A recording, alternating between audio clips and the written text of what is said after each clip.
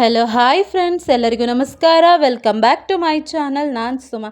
ಇವತ್ತು ನಾನು ಸಿಂಪಲ್ಲಾಗಿ ಟೇಸ್ಟಿಯಾಗಿ ಹೆಲ್ತಿಯಾಗಿರುವಂಥ ಒಂದು ಲಾಡು ರೆಸಿಪಿನ ತೊಗೊಂಡ್ಬಂದಿದ್ದೀನಿ.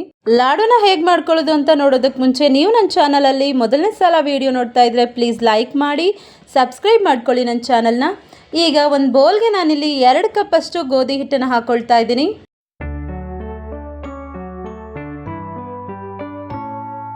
ನಂತರ ನಾನಿಲ್ಲಿ 1/4 ಕಪ್ಪಷ್ಟು ಕಡಲೆ ಹಿಟ್ಟನ್ನು ಹಾಕ್ಕೊಂಡಿದ್ದೀನಿ. ಅದೇ ಕಪ್ ಮೆಜರ್ಮೆಂಟಲ್ಲಿ ರವೆ ಕೂಡ ಹಾಕ್ಕೊಂಡಿದ್ದೀನಿ. 1/4 ಕಪ್ಪಷ್ಟು ನಾನಿಲ್ಲಿ ತುಪ್ಪನ ಹಾಕ್ಕೊಳ್ತಾ ಇದ್ದೀನಿ. ಈಗ ಇದನ್ನೆಲ್ಲ ಚೆನ್ನಾಗಿ ಮಿಕ್ಸ್ ಮಾಡ್ಕೋಬೇಕು. ತುಪ್ಪ ಹಿಟ್ಟಿಗೆಲ್ಲ ಚೆನ್ನಾಗಿ ಹೊಂದ್ಕೋಬೇಕು.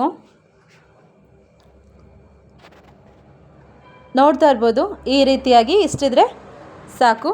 ಈಗ ನಂತರ ನಾವಿಲ್ಲಿ ಸ್ವಲ್ಪನೇ ನೀರನ್ನು ಹಾಕ್ಕೊಂಡು ಹಿಟ್ಟನ್ನು ಕಲಿಸ್ಕೋಬೇಕು. ಚಪಾತಿ ಹಿಟ್ಟಿನ ಹದಕ್ಕೆ ಇದನ್ನು ಕಲಿಸ್ಕೊಂಡ್ರೆ ಸಾಕು. ಹಿಟ್ಟನ್ನು ಗಟ್ಟಿಯಾಗಿ ಕಲಿಸ್ಬಾರ್ದು, ಸ್ವಲ್ಪ ಸಾಫ್ಟಾಗಿರಬೇಕು. ನಾವು ಹೇಗೆ ಚಪಾತಿ ಹಿಟ್ಟಿಗೆ ಕಲಿಸ್ಕೋತೀವೋ ಆ ರೀತಿಯಾಗಿ ಕಲಿಸ್ಕೊಂಡ್ರೆ ಸಾಕು. ಈಗ ನಾನು ಹಿಟ್ಟನ್ನು ಕಲಿಸ್ಕೊಂಡಿದ್ದೀನಿ. ನೋಡ್ತಾ ಇರ್ಬೋದು, ಹಿಟ್ಟು ಸಾಫ್ಟಾಗಿದೆ. ಇಷ್ಟಿದ್ರೆ ಸಾಕು. ಈಗ ನಾನು ಇದನ್ನು ಸ್ವಲ್ಪನೇ ಹಿಟ್ಟನ್ನು ತಗೊಂಡು ನಾವಿಲ್ಲಿ ರೋಲ್ ಮಾಡ್ಕೋಬೇಕಾಗುತ್ತೆ. ಜಾಸ್ತಿ ದಪ್ಪದಾಗಿ ರೋಲ್ ಮಾಡ್ಕೋಬೇಡಿ. ಎಣ್ಣೆಯಲ್ಲಿ ಫ್ರೈ ಮಾಡುವಾಗ ಒಳಗಡೆ ಹಿಟ್ಟು ಬೇಯೋದಿಲ್ಲ. ಹಾಗಾಗಿ ನೋಡ್ತಾ ಇದ್ದೀರಲ್ಲ, ಈ ರೀತಿ ಇದ್ದರೆ ಸಾಕು. ನಾನೀಗೆಲ್ಲನೂ ರೋಲ್ ಮಾಡಿ ಇಟ್ಕೊಂಡಿದ್ದೀನಿ. ಈಗ ಗ್ಯಾಸ್ ಮೇಲೆ ಒಂದು ಕಡಾಯಿ ಇಟ್ಕೊಂಡು ನಾನಿಲ್ಲಿ ಎಣ್ಣೆ ಕಾಯೋದಕ್ಕೆ ಇಟ್ಕೊಂಡಿದ್ದೆ. ಈಗ ಒಂದೊಂದನ್ನೇ ಹಾಕಿ ನಾನಿಲ್ಲಿ ಫ್ರೈ ಮಾಡ್ಕೊಳ್ತೀನಿ. ಮೀಡಿಯಮ್ ಫ್ಲೇಮಲ್ಲಿ ಇಟ್ಕೊಂಡು ನಾನಿಲ್ಲಿ ಫ್ರೈ ಮಾಡ್ಕೊಳ್ತೀನಿ. ಹಿಟ್ಟೆಲ್ಲ ಒಳಗಡೆ ಚೆನ್ನಾಗಿ ಬೇಯಬೇಕು. ಹಾಗಾಗಿ ನಿಧಾನಕ್ಕೆ ಇದನ್ನು ಫ್ರೈ ಮಾಡ್ಕೋಬೇಕಾಗತ್ತೆ. ಗೋಲ್ಡನ್ ಕಲರ್ ಬರೋವರೆಗೂ ನಾವು ಇದನ್ನು ಚೆನ್ನಾಗಿ ಫ್ರೈ ಮಾಡ್ಕೋಬೇಕು. ನಾನು ಒಂದು ಫೋರ್ಕ್ ಸಹಾಯದಿಂದ ಈ ರೀತಿಯಾಗಿ ಉಲ್ಟಾ ಮಾಡ್ತಾ ಇದ್ದೀನಿ. ಹಾಕಿದ ತಕ್ಷಣವೇ ಮಾಡಬೇಡಿ. 1-2 ಸೆಕೆಂಡ್ ಆದಮೇಲೆ ನಾವು ಅದನ್ನು ತಿರುಗಿಸ್ಕೋಬೇಕಾಗತ್ತೆ. ಈಗ ನೋಡ್ತಾ ಇರ್ಬೋದು, ಗೋಲ್ಡನ್ ಕಲರ್ ಆಗಿದೆ.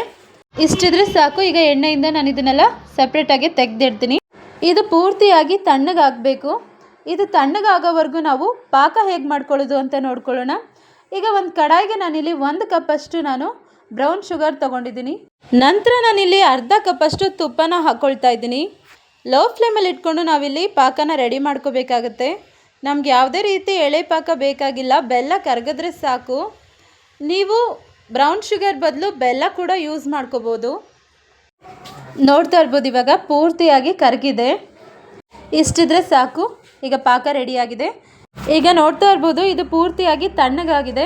ಇದನ್ನು ನಾನು ಚಿಕ್ಕದಾಗಿ ಪೀಸ್ ಮಾಡಿಕೊಂಡು ಮಿಕ್ಸಿಯಲ್ಲಿ ಹಾಕಿ ಇದನ್ನು ನಾನು ತರಿಯಾಗಿ ರವೆ ರೀತಿಯಾಗಿ ನಾನು ಇದನ್ನು ಪೌಡರ್ ಮಾಡ್ಕೊಳ್ತೀನಿ. ನೋಡ್ತಾ ಇರ್ಬೋದು, ಈ ರೀತಿಯಾಗಿ ಮಾಡ್ಕೋಬೇಕು.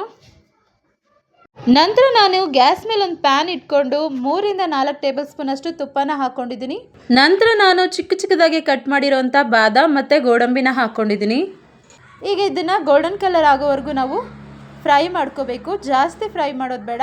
ನೋಡ್ತಾ ಇರ್ಬೋದು, ಇಷ್ಟಿದ್ರೆ ಸಾಕು. ಈಗ ಇದನ್ನೆಲ್ಲ ನಾನು ಸಪ್ರೇಟಾಗಿ ತೆಗೆದಿಟ್ಕೊಳ್ತೀನಿ. ನಂತರ ನಾನು ಅರ್ಧ ಕಪ್ಪಷ್ಟು ಒಣಕೊಬ್ಬರಿನ ಹಾಕ್ಕೊಂಡು ಫ್ರೈ ಮಾಡ್ಕೊಳ್ತಾ ಇದ್ದೀನಿ.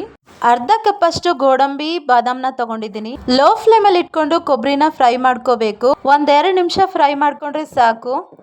ಕೊಬ್ಬರಿ ಚೆನ್ನಾಗಿ ಫ್ರೈ ಆಗಿದೆ. ಇವಾಗ ನಾನು ಇದನ್ನು ಸಪ್ರೇಟಾಗಿ ತೆಗೆದಿಟ್ಕೊಳ್ತೀನಿ.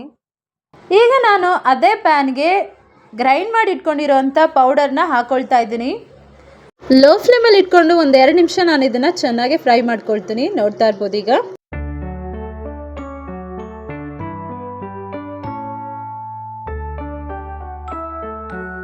ಇವಾಗ ಇದಾಗಿದೆ. ಇಷ್ಟಿದ್ರೆ ಸಾಕು.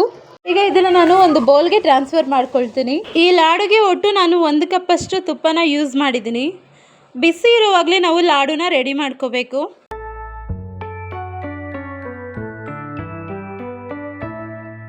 ನಂತರ ನಾನಿಲ್ಲಿ ತುಪ್ಪದಲ್ಲಿ ಹುರಿದಿಟ್ಕೊಂಡಿರುವಂಥ ಡ್ರೈ ಫ್ರೂಟ್ಸ್ನ ಹಾಕ್ಕೊಳ್ತಾ ಇದ್ದೀನಿ. ನಂತರ ನಾನಿಲ್ಲಿ 2 ಟೇಬಲ್ ಸ್ಪೂನ್ ಅಷ್ಟು ಗಸಗಸೆನ ಹಾಕ್ಕೊಳ್ತಾ ಇದ್ದೀನಿ. ಈಗ ಕೊಬ್ಬರಿಯನ್ನು ಹಾಕ್ಕೊಳ್ತಾ ಇದ್ದೀನಿ. ಈಗ ಇದನ್ನೆಲ್ಲ ಚೆನ್ನಾಗಿ ಮಿಕ್ಸ್ ಮಾಡ್ಕೋಬೇಕು. ನಂತರ ನಾನಿಲ್ಲಿ 1/4 ಟೀ ಸ್ಪೂನ್ ಅಷ್ಟು ಏಲಕ್ಕಿ ಪೌಡರ್ನ ಹಾಕ್ಕೊಳ್ತಾ ಇದ್ದೀನಿ. ಈಗ ರೆಡಿ ಮಾಡಿಟ್ಟಿರೋಂಥ ಪಾಕನ ಹಾಕ್ಕೊಳ್ತಾ ಇದ್ದೀನಿ. ಪಾಕನ ಹಾಕೋದಕ್ಕೆ ಮುಂಚೆ 1-2 ನಿಮಿಷ ಪಾಕನ ಬಿಸಿ ಮಾಡಿ ಹಾಕೋಬೇಕು. ಪಾಕ ಬಿಸಿ ಇರೋದ್ರಿಂದ ಕೈಯಲ್ಲಿ ಮಿಕ್ಸ್ ಮಾಡೋದಕ್ಕೆ ಹೋಗಬೇಡಿ. 1 ಸೆಕೆಂಡ್ ಇದನ್ನು ನಾನು ಚೆನ್ನಾಗಿ ಮಿಕ್ಸ್ ಮಾಡ್ಕೊಳ್ತೀನಿ. ಕೈಯಲ್ಲಿ ಮುಟ್ಟುವಷ್ಟು ಬಿಸಿ ಇರೋವಾಗ ಲಾಡುನ ರೆಡಿ ಮಾಡ್ಕೋಬೇಕು.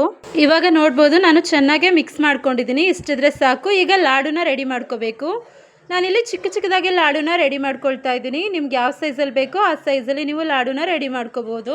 ಲಾಡು ರೆಡಿ ಆದಮೇಲೆ ನೀವು ಮೇಲ್ಗಡೆ ಡೆಸಿಕೇಟ್ ಕೋಕೋನಟ್ ಪೌಡರ್ನ ಹಾಕೋಬಹುದು. ನಾನಿಲ್ಲಿ ಯೂಸ್ ಮಾಡಿಲ್ಲ, ಅದು ಆಪ್ಷನಲ್. ಇದು north Indian style laddu recipe. Taste ಕೂಡ ಅಷ್ಟೇ ಸೂಪರಾಗಿ ಬರುತ್ತೆ. ಮನೇಲಿರುವಂಥ ಸಾಮಗ್ರಿಗಳಿಂದ ಸಿಂಪಲ್ ಆಗಿ ಟೇಸ್ಟಿಯಾಗಿರುವಂಥ ಒಂದು ಲಾಡು ರೆಸಿಪಿನ ನಾವು ಸಿಂಪಲ್ಲಾಗಿ ರೆಡಿ ಮಾಡ್ಕೋಬೋದು. 8 ರಿಂದ 10 ದಿನದವರೆಗೂ ನಾವು ಇದನ್ನು ಇಟ್ಕೋಬೋದು, ಏನು ಹಾಳಾಗಲ್ಲ.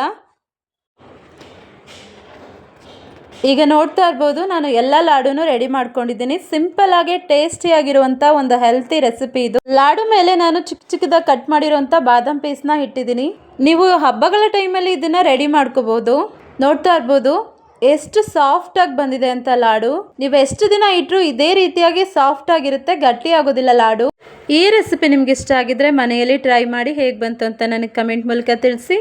ಇದೇ ಥರ ಡಿಫ್ರೆಂಟ್ ಆಗಿರೋಂಥ ವಿಡಿಯೋಗಳಿಗಾಗಿ ARS ಕಿಚನ್ ಚಾನಲ್ನ ಸಬ್ಸ್ಕ್ರೈಬ್ ಮಾಡ್ಕೊಳ್ಳಿ. ಈ ವಿಡಿಯೋ ನೋಡಿದ್ದಕ್ಕಾಗಿ ನಿಮ್ಮೆಲ್ಲರಿಗೂ ಧನ್ಯವಾದಗಳು.